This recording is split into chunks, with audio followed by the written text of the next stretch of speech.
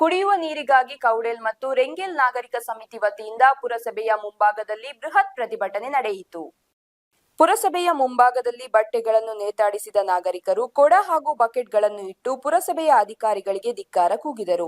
ಕೆಲ ಹೊತ್ತು ಅಧಿಕಾರಿಗಳಿಗೆ ಹಾಗೂ ಪ್ರತಿಭಟನಾಕಾರರಿಗೆ ಮಾತಿನ ಚಕಮಕಿ ನಡೆಯಿತು. ಬಳಿಕ ಪೊಲೀಸರು ಮಧ್ಯ ಪ್ರವೇಶಿಸಿ ಪರಿಸ್ಥಿತಿ ತಿಳಿಯಾಗಿಸಿ ಕಚೇರಿಯಲ್ಲಿ ಮುಖ್ಯಾಧಿಕಾರಿ ತೀರ್ಥ ಪ್ರಸಾದ್ ಹಾಗೂ ಪ್ರಮುಖರ ಜೊತೆಗೆ ಮಾತುಕತೆ ನಡೆಸಿ ಕುಡಿಯುವ ನೀರಿನ ಸಮಸ್ಯೆಗೆ ಪರಿಹಾರವನ್ನು ನೀಡಿದರು.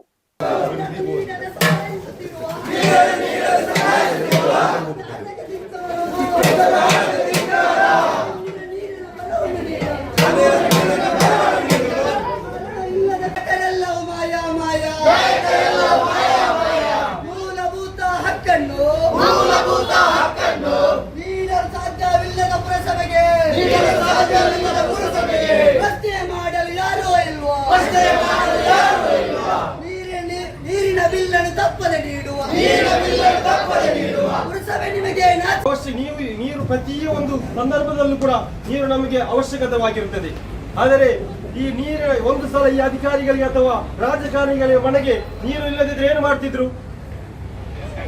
ಅಷ್ಟೊಂದು ಶೋಚನೀಯವಾದಂತಹ ಸ್ಥಿತಿಗೆ ತಲುಪಿಸಿದಂತಹ ಈ ಅಧಿಕಾರಿಗಳಿಗೆ ನಮ್ಮ ಶಾಪ ಯಾವಾಗಲೂ ಇರ್ತೇ ಇರುತ್ತದೆ.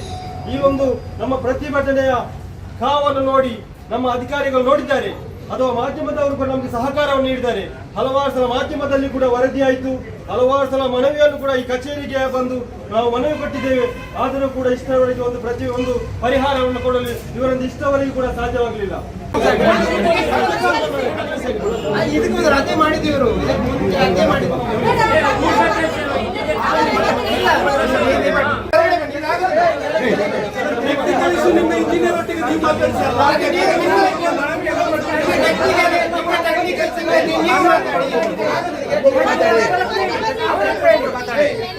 ಮಾತಾಡುದು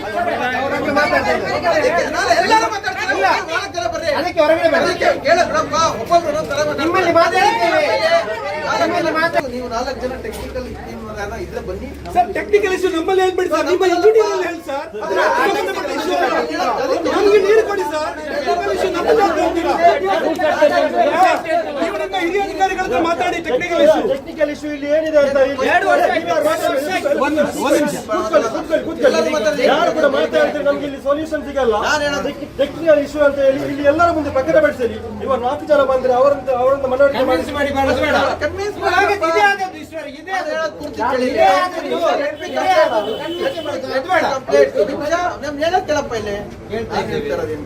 ಈಗ ನಮ್ಮಲ್ಲಿ ಸ್ಟಾಪ್ ಬರ್ತೀವಿ. ಯಾರು ವಾಟರ್ ಬೋರ್ಡ್ ಆ ವಾಟರ್ ಬೋರ್ಡ್ ಮಾಡೋದ್ರೆ ಎಲ್ಲ ನೀರು ಹೋಗ್ತಾ ಇದೆ. ಫಸ್ಟ್ ದಿವಸ ಮನೆ ಕೊಡುವಾಗ ನಿಮ್ಗೆ ಅವ್ರು ಕೈಲಿಕ್ಕೆ ಆಗ್ಲಿಲ್ವಾ?